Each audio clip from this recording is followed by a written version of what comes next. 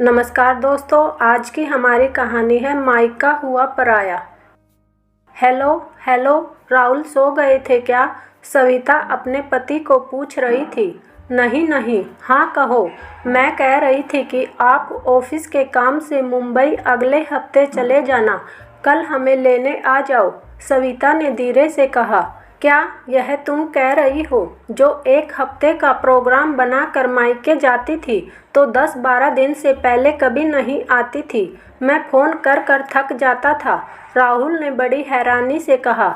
नहीं, बस इस बार इतना ही रुकना है, आप आ जाओ, कल शाम तक आ जाओगे, परसों हम चल पड़ेंगे। ठीक है, मैं कल हाफ डे ऑफिस में लगा कर चलूँगा, राहुल ने सविता से कहा। सविता को बड़ी तसल्ली हुई, उसने फ़ोन रख दिया और इसके साथ ही वह यादों में खो गई। 13 साल हो गए थे उसकी शादी को।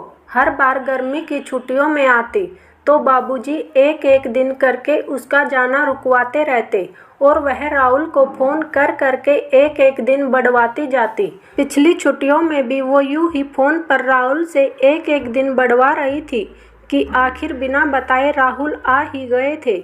अभी आए 1 घंटा भी नहीं हुआ था कि बाबूजी को अचानक हार्ट अटैक हुआ और वह चल बसे। फिर वह 13 दिन रुकी, सब क्रियाक्रम किया बाबूजी का, कुछ माँ को समझाया, कुछ खुद को संभाला और वापस चली गई। 2 महीने बाद वह और राहुल आकर घर, बाकी संपत्ति और बाबूजी के बैंक में जमा पैसे का दोनों भाइयों में बंटवारा करवा गए। माँ ने थोड़ा विरोध किया था कि जब तक मैं बैठी हूँ घर मेरे नाम ही रहने दो और यूं ही इकट्ठे रहते रहो, पर भाई नहीं माने। माँ ने भी ज़्यादा विरोध नहीं किया और मान गई। दोनों भाइयों ने भी यह तय किया कि माँ अब दोनों भाइयों के पास कुछ कुछ समय रहा करेगी। उनका कहना था कि माँ का दिल भी लगा रहेगा और बच्चों को दादी का प्यार भी मिलता रहेगा। इस बार छुट्टियाँ हुई तो मैंने फ़ोन करके माँ को बताया कि मैं इस दिन आ रही हूँ। स्टेशन पर छोटा भाई पहुँचा, ट्रेन पहुँचने के 10 मिनट बाद। तब तक सविता कुल्ली से सारा सामान उतरवा चुकी थी। जब बाबूजी थे तो भाई आधा घंटे पहले ही पहुंच जाता था, क्योंकि बाबूजी 1 घंटे पहले ही भाइयों के पीछे लग जाते थे कि जाओ भाई, ट्रेन का टाइम हो गया।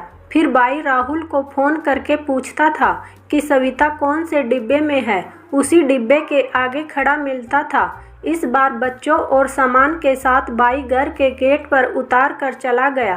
कहने लगा कि उसे कुछ ज़रूरी काम है, इसलिए वह बड़े भाई को कह रहा था कि वह तुम्हें ले आए, पर भाई भी कहीं व्यस्त था। घर में घुसी तो कुछ अजीब तरह का ठंडापन महसूस किया। भाभी चाय बना लाई, साथ में बिस्किट और नमकीन। बाबूजी कितनी तरह के पकोड़े मंगवाते थे, बच्चों के लिए आइसक्रीम और फ्रूटी। कुछ देर माँ से बातें की। बाबूजी की अलमारी खोली जिसमें अब घर का दूसरा सामान भरा था, फिर चुपचाप बंद कर दी। भाभी के पास रसोई में गई तो वह दाल को तड़का लगा रही थी। मैंने कहा, इतनी जल्दी क्यों बना रही हो, थोड़ी देर में मिलकर बना लेंगे। कहने लगी, आज हमारी फैमिली किट्टी है, आप तो जाओगे नहीं, माँ से बातें करोगे, इसलिए मैंने सोचा खाना बना कर रख देती हूँ, आपका जब मन करे खा लेना। भाभी मूंग की दाल बना रही थी, जो उन्हें पता था कि मेरे बच्चे कभी नहीं खाते। मेरे बच्चे बोर हो रहे थे, कहने लगे किससे खेले। कैरी मेरी भतीजी भी नहीं थी। मैंने कहा, भाभी आपने कैरी को अपनी बहन के साथ क्यों जाने दिया, आपको पता था कि हम आ रहे हैं। कहने लगी, बस 2 दिन के लिए गई है, परसों मैं ले आऊँगी। छोटी भाभी ने संकेत दे दिया कि वह परसों जा रही है। अगले दिन सुबह छोटी भाभी मुझे कहने लगी, मैंने आटा बना दिया, आलू उबाल दिए हैं, आप जैसे बच्चों को पसंद है वैसे पराठे बना लो। मम्मी कह रही थी बच्चों ने रात में भी ढंग से खाना नहीं खाया। मुझे याद आ रहा था, बाबूजी सुबह सुबह कभी पूरियाँ मंगवाते, कभी आलू कचौड़ी, तो कभी घर में सैंडविच या ब्रेड रोल बनवाते। नाश्ते के बाद भाभी तैयार होकर कहने लगी, मैं जरा बाजार जा रही हूँ अपने भतीजे भतीजी के लिए कुछ लेने, आपको कुछ मंगवाना है? मैंने कहा, नहीं बाबी, ऐसा तो कुछ नहीं चाहिए। बाबूजी सुबह ही बाबियों के पीछे लग जाते थे कि दोनों में से एक तैयार होकर सविता के साथ जाओ और उसकी मनपसंद के कपड़े दिलवा लाओ। कई दिनों तक रोज बाजार जाते, फिर दर्जी को बुलाकर सिलने भी दिलवा देते। एक दो कुर्ते पजामे जबरदस्ती राहुल के भी सिलवा देते। बाबी बाजार से आई और लिफाफे लेकर सीधे अपने बेडरूम में चली गई। फिर हमारे पास आकर बोली, ओह थोड़ी देर लग गई, मेरी एक सहेली की तबीयत खराब हो रही थी। मैंने सोचा 10 मिनट उसका भी पता लेती जाऊं। आपने खामखा खाना तैयार किया, मैं आकर बना लेती। मैंने कहा, कोई बात नहीं बाबी, मैं भी तो खाली बैठी थी। शाम को बाबी अपनी पैकिंग करके बोली, मम्मी यह सुबह आपको बड़े भाई साहब के यहाँ छोड़ आएंगे। मैं 2 दिन में आ जाऊंगी। मेरी माँ की तबीयत भी थोड़ी खराब है, उन्हें भी देख आऊंगी और कैरी को भी ले आऊंगी। आप फिर इधर आ जाना। अगले दिन सुबह सुबह बच्चों को उठाया, अपना और माँ का सामान लादा और बड़े भाई के यहाँ पहुँच गए। बड़ी भाभी ने पूछा, नाश्ता करके आए हो या करोगे? मैंने उन्हें कहा, छोटी भाभी तो कह रही थी करके जाओ। मैंने झूठ कहा, पर मैंने उन्हें कहा, आप क्यों देर करती हो, हम उधर जाकर ही कर लेंगे। भाभी ने रात वाली फ्रिज से दाल निकाली और आटा मलने लगी। प्लेट में सैंडविच बने पड़े थे। वह आवाज़ मार कर मेरे भतीजे को दे दिए, कहने लगी, इसे जल्दी है, ट्यूशन जाना है।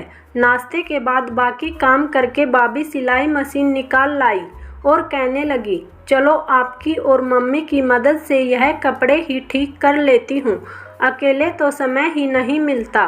भाभी बीच बीच में कभी सब्जी बनाने तो कभी अपने बच्चों को संभालने जाती रही, जिनके कमरे में मेरे बच्चों को जाने की इजाज़त नहीं थी, क्योंकि एक 10वीं में था तो दूसरा 12वीं में। बाबूजी होते तो पिक्चर की टिकट मंगवा लेते और कहते, चलो बच्चों के साथ फिल्म देखने चलते हैं।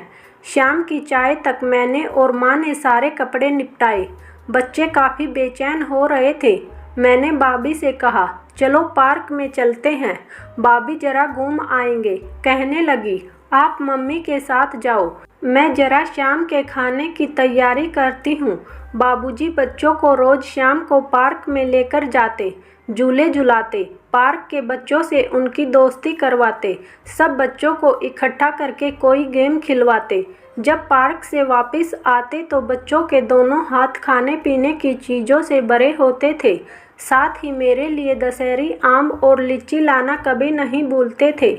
हम भी पार्क में नहीं गए, मेरा मन ही नहीं किया। अचानक माँ की आवाज़ से सविता की तंद्रा टूटी। वह सोने का नाटक करने लगी, पर उसके आंसू रुकने का नाम नहीं ले रहे थे। अगला दिन भी जैसे तैसे कटा। शाम को राहुल आ गए। बच्चे यूँ अपने पापा से चिपटे जैसे मुद्दत के बाद मिले हों। सविता सोच रही थी, जब बाबा थे तो बच्चे अपने नाना की गोद से किसी के पास जाते ही नहीं थे। रात को खाना खाया दोनों भाइयों के साथ। एक औपचारिक सा वातावरण था। मैं भी सोच कर बोल रही थी। भाई भी मेरे और राहुल से तोल बिन कर बात कर रहे थे। जब पापा होते थे कितने कहे गूंजते थे खाने की टेबल पर। तब सिर्फ राहुल ही मेहमान होता था।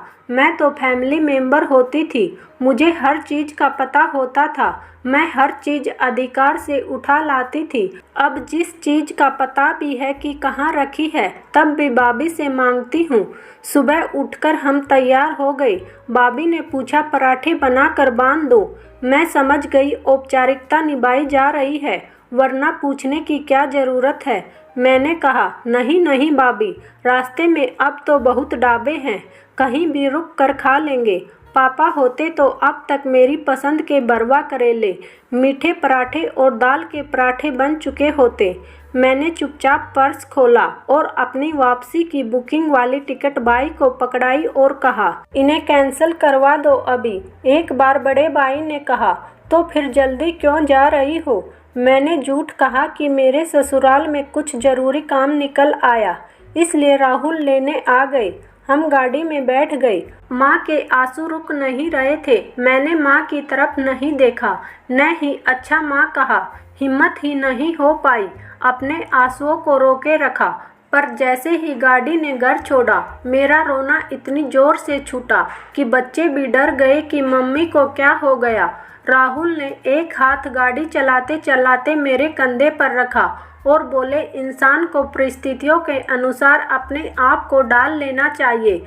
तुम भी जितनी जल्दी मायके के इस परिवर्तित रूप को स्वीकार कर लोगी, उतनी जल्दी सुखी हो जाओगी। उम्मीद है दोस्तों आपको हमारी यह मायके की मार्मिक कहानी पसंद आई होगी। आप भी इस बारे में अपनी राय कमेंट में ज़रूर बताएं। साथ ही वीडियो को लाइक और चैनल को सब्सक्राइब भी करें। फिर मिलते हैं किसी और इंटरेस्टिंग कहानी के साथ। तब तक के लिए धन्यवाद।